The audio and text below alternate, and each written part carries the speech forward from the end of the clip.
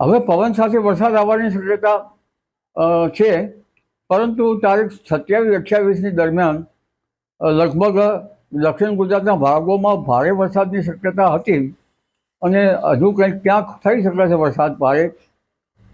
એટલે તારીખ 27-28 સપ્ટેમ્બરમાં દક્ષિણ ગુજરાતના કેટલાક ભાગમાં નાની નદીઓમાં પૂર આવવાની શક્યતા છે. આ દશામાં સૌરાષ્ટ્રમાં પણ ભારે વરસાદ થઈ રહ્યો છે અને સૌરાષ્ટ્રમાં પણ કેટલાક ભાગમાં 3 ઇંચ 4 ઇંચ વરસાદ થવાની શક્યતા છે. અને આ વરસાદ હવે ધીરે ધીરે સૌરાષ્ટ્રમાં પણ ઘટતો જશે. લગભગ દક્ષિણ સૌરાષ્ટ્રના ભાગો,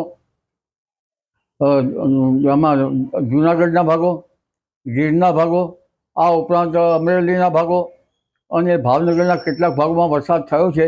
હવે વરસાદી ઝાપટા પડવાની શક્યતા રહેશે.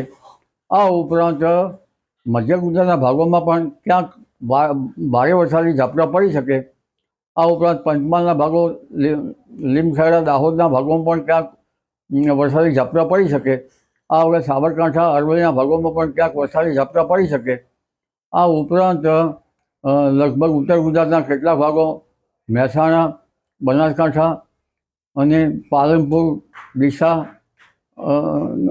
એટલે એ ભાગોમાં, કચ્છ ભાગમાં ક્યાંક વરસાદી ઝાપટા પડી શકે. કચ્છમાં કોઈ જગ્યાએ વરસાદ ઝાપટા પડી શકે. અને ઉત્તર સૌરાષ્ટ્રના ભાગમાં કંઈક વરસાદી ઝાપટા પડી શકે. મધ્ય સૌરાષ્ટ્રના ભાગોમાં, સૌરાષ્ટ્રના ભાગોમાં અને લગભગ અન્ય ભાગોમાં ક્યાંક વરસાદી ઝાપટા પડી શકે. કારણ કે હવે ભારે વરસાદ ધીરે ધીરે ઓછાતો જશે અને લગભગ તારીખ 28-29 તારીખ સુધીમાં ક્યાંક વરસાદ થતો રહેશે. પરંતુ હવે ધીરે ધીરે પવનનું જોર વધશે અને તડકો કાઢશે. તારીખ 28, 29 અને 30 તારીખોમાં ક્યાંક વરસાદ પડતો રહેશે. સૌરાષ્ટ્રના દરિયા કિનારાના ભાગો, દક્ષિણ ગુજરાતના ભાગો, દરિયા કિનારાના ભાગો અને અન્ય ભાગોમાં ક્યાંક વરસાદી ઝાપટા પડતા રહેશે. એટલે તારીખ 29-30માંથી તડકો કાઢશે અને એકદમ સૂર્યપ્રકાશ થતાં ગરમી વધશે અને આ ગરમી અસહ્ય છે. ધીરે ધીરે મહત્તમ તાપમાન 34 ડિગ્રી સેલ્સિયસ જેવું થઈ જવાની શક્યતા રહેશે અને દિવાળી સુધી તો કેટલાક ભાગમાં 38 ડિગ્રી સેલ્સિયસ જેવું મહત્તમ ઊંચું તાપમાન થઈ જવાની શક્યતા રહેશે.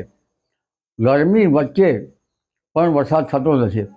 તારીખ 28 સપ્ટેમ્બરે દરિયા કિનારે એક સિસ્ટમ બનવાની શક્યતા રહેશે પશ્ચિમ બંગાળના ઉપસાગરમાં. 3 ઓક્ટોબરે પણ એક સિસ્ટમ બનવાની શક્યતા રહેશે. એટલે આ સિસ્ટમના કારણે ક્યાંક વરસાદી વહન આવતું રહેશે અને કોઈ ભાગમાં વરસાદ થતો રહેશે. પરંતુ હવે ધીરે ધીરે ચોમાસું ઓછાતું જશે અને ચોમાસાની પીસેક થતી જશે. ચોમાસાની પીસેક વચ્ચે દેશના ઉત્તરીય પર્વતીય પ્રદેશોમાં હવે ધીરે ધીરે પશ્ચિમી વિક્ષોભ આવતા જશે. એટલે જોવા જઈએ તો હમણાં ગરમી વચ્ચે લગભગ નવરાત્રિના ભાગોમાં પણ ગરમી પડવાની શક્યતા રહેશે અને ગરમીના કારણે લોકલ સિસ્ટમો ડેવલપ થવાની શક્યતા રહેશે. અત્યારે હસ્ત નક્ષત્ર ચાલે છે. 27, 29, 30 સપ્ટેમ્બરમાં હસ્ત નક્ષત્ર કોઈ ભાગમાં ગાજવીજ સાથે વરસશે.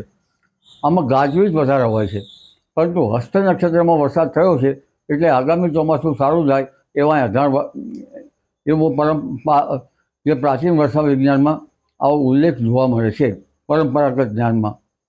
એટલે શરૂઆતમાં 5મી લગભગ ઓક્ટોબર સુધીમાં દરિયા કિનારે ભારે પવન ફૂંકાવાની શક્યતા રહેશે, જેના કારણે નવરાત્રિના શરૂઆતના દિવસમાં ક્યાંક હવામાનમાં પરિવર્તન આવી અને વરસાદ થતો રહેવાની શક્યતા રહેશે. ખાસ કરીને દરિયા કિનારાના ભાગોમાં આ વરસાદનું પ્રમાણ વધુ રહી શકે છે. ત્યારબાદ ચિત્રા નક્ષત્રમાં તારીખ 10, 11, 12માં પણ વરસાદ થવાની શક્યતા રહેશે. એટલે આ વરસાદ છે એ ભિન્ન ભાગોમાં થવાની શક્યતા રહેશે. ક્વચિત જ અમદાવાદ, ગાંધીનગરના ભાગોમાં ઝાપટું પડી જાય, અન્ય ભાગોમાં ઝાપટા પડી જાય. પણ આ વરસાદ જે છે એ છેલ્લો વરસાદ જે છે એ ભૂલ પવનના કારણે આવે છે, એટલે કંઈ કહી શકાય નહીં.